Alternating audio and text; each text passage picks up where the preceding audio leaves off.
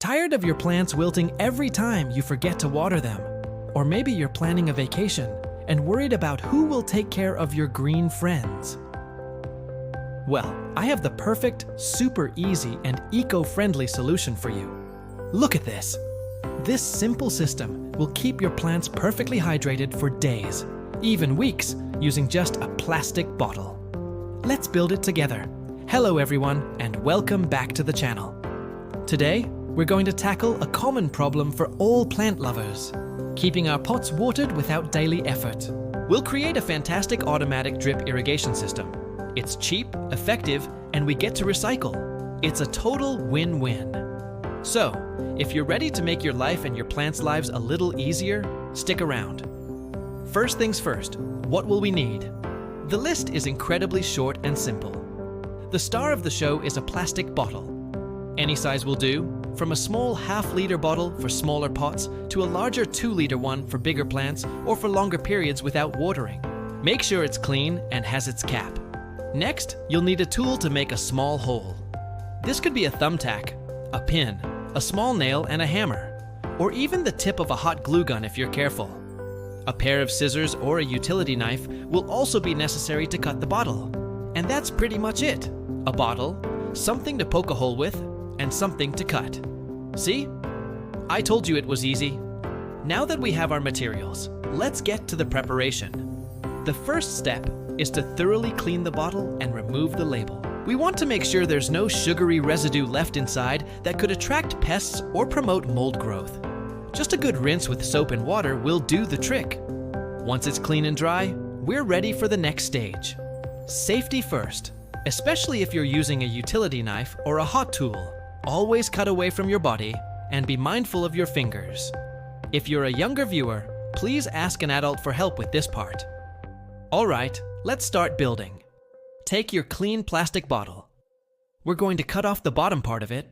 A good rule of thumb is to cut about 1 inch or 2 from the base. Try to make the cut as straight and even as possible. This cut end will be the opening where we'll pour the water, turning our bottle into a small reservoir. Once you've cut the bottom off, you can set that piece aside for recycling. Now we have a funnel-shaped container. The next step is crucial for the system to work properly. We need to make a tiny hole in the bottle cap. This is where the water will drip out. The size of this hole is very important. If it's too big, the water will run out too quickly and flood your plant. If it's too small, it might get clogged with soil or not let enough water through. I recommend starting with a very small hole using a thumbtack or a pin. You can always make it slightly larger later if needed. Just one single puncture is enough. Don't go crazy making multiple holes. One small controlled drip is what we're aiming for.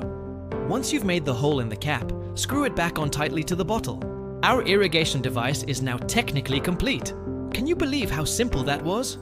Now for the fun part, installing it. Before we place our new watering system in the pot, let's prepare the soil. Gently dig a small hole in the soil of your plant pot, close to the base of the plant, but being careful not to damage the main roots. The hole should be deep enough to bury the neck of the bottle up to its shoulders. This helps to keep the system stable and directs the water straight to the root zone where it's needed most. Now, take your bottle and with the cap facing down, insert it into the hole you just made in the soil. Push it in firmly so it stands upright and doesn't wobble. Pack the soil around the neck of the bottle to secure it in place. The main body of the bottle will be sticking up out of the pot, with the cut-off bottom facing the sky. And now, for the moment of truth. Fill the bottle with water through the top opening we created. Fill it up, but maybe leave a little space at the top. You should start to see water slowly dripping from the cap into the soil. The magic is happening. The soil will absorb the water directly at the roots, which is the most efficient way to water a plant. This method reduces water loss from evaporation and ensures your plant gets a slow, steady supply of moisture. Now let's talk about some useful tips and common mistakes to avoid. First, the drip rate. After filling the bottle, watch it for a few minutes. Is the water dripping too fast or too slow? This is where you might need to adjust the hole size. If it's draining in just an hour, the hole is too big. You can try using a different cap or sealing the hole and making a new, smaller one. If no water comes out, the hole might be too small or clogged. You can use your pin to clear it, or carefully enlarge it just a tiny bit.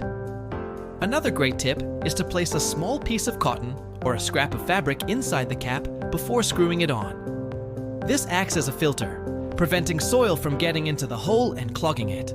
It also helps to regulate the flow, making the drip even more consistent and slow. This is a game changer, especially for long-term use. What kind of bottle should you use? While any bottle works, clear bottles are great because you can easily see the water level and know when it's just time for a refill. However, if your plant is in direct, strong sunlight, an opaque or colored bottle might be better to prevent algae from growing inside. A common mistake is placing the bottle too far from the plant's roots. You want the water to reach the main root ball, not just the edge of the pot. So, make sure you position it close to the stem. Also, this system works best for medium to large pots. For very tiny pots, a half-liter bottle might be too big and could overwater the plant. Always adapt the bottle size to your pot size. Think about how long you'll be away. A small bottle might last for a long weekend, while a large 2-liter bottle could keep your plant happy for a week, or even more, depending on the plant's needs, the temperature, and the drip rate you've set. It's a good idea to test the system for a day or two before you leave for a long trip, just to make sure everything is working as expected. This way, you can adjust the drip rate perfectly for each plant. You can also get creative. If you don't like the look of a plastic bottle sticking out of your beautiful pot, you can decorate it. You could paint it, wrap it in twine, or even cover it with fabric to match your home decor. It's a functional project that can also be beautiful. So, let's do a quick recap of what we've learned today. We took a simple plastic bottle, cut off the bottom, made a tiny hole in the cap, and turned it into an amazing automatic watering system. We learned how to insert it into the pot, how to adjust the drip rate, and how to use a piece of cotton as a filter to prevent clogging. We also talked about choosing the right bottle size and testing the system before relying on it for a long vacation. This is more than just a convenient hack. It's a step towards more sustainable living.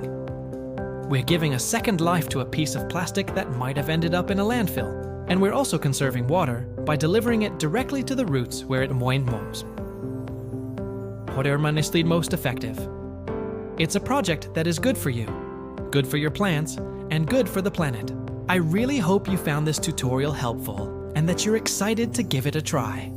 It's so satisfying to create something useful with your own hands. If you do make your own bottle irrigator, I would absolutely love to see it. Share a photo of your creation in the comments below or tag us on social media. Let me know what plants you're using it for. Thank you so much for watching and for spending this time with me. If you enjoyed this video and want to see more easy and eco-friendly DIY projects, please give this video a thumbs up. It really helps the channel grow. And don't forget to subscribe and hit that notification bell so you won't miss any of our future tutorials. We have a lot more creative ideas coming your way. Until next time, happy gardening.